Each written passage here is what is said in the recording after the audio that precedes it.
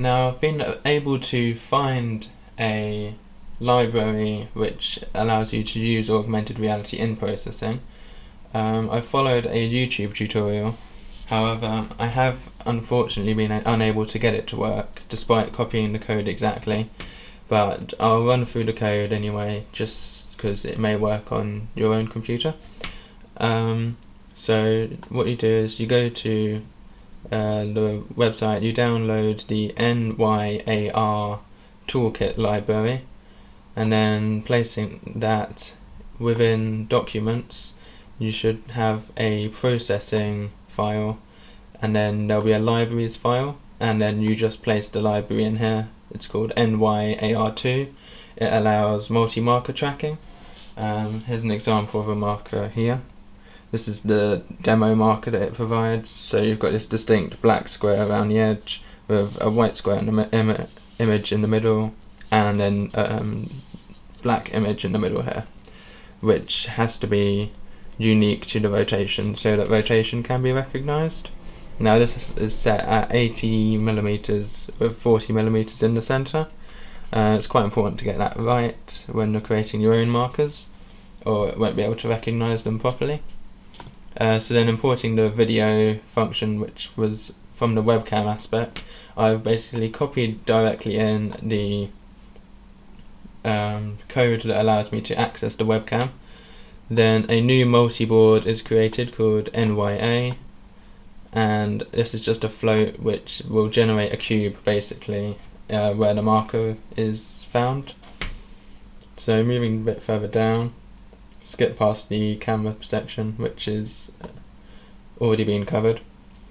So a string is created called pats.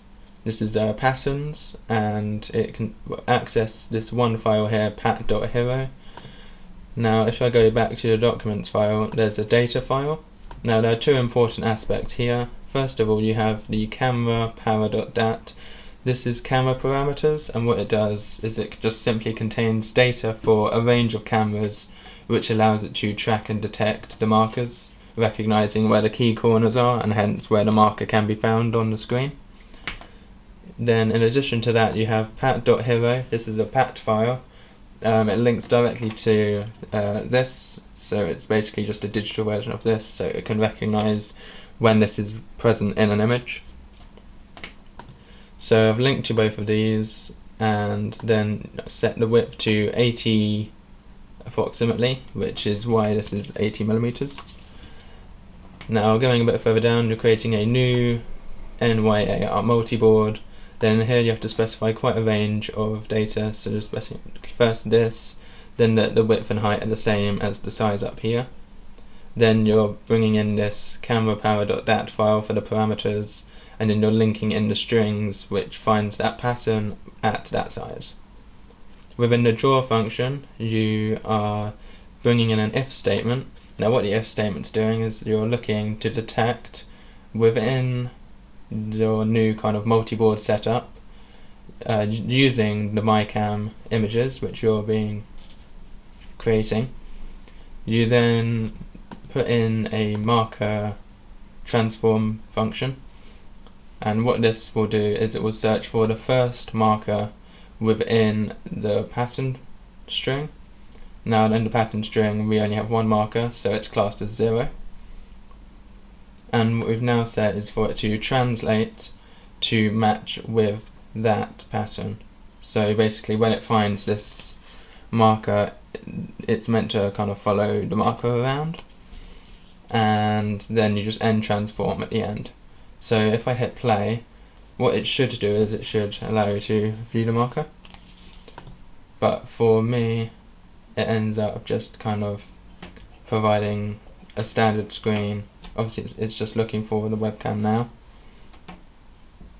so it just flashes with the image, quickly shuts off unfortunately. And now if I just shut that down and I'll bring up the serial port, you can see that there's a large amount of errors being shown. It seems to be linked to the P3D and OpenGL renderers. Now the YouTube video uses the version of processing 1.5.1. I'm using 2, so whether this is the issue I'm not sure. because OpenGL is now built into processing, so you don't need to call a separate library.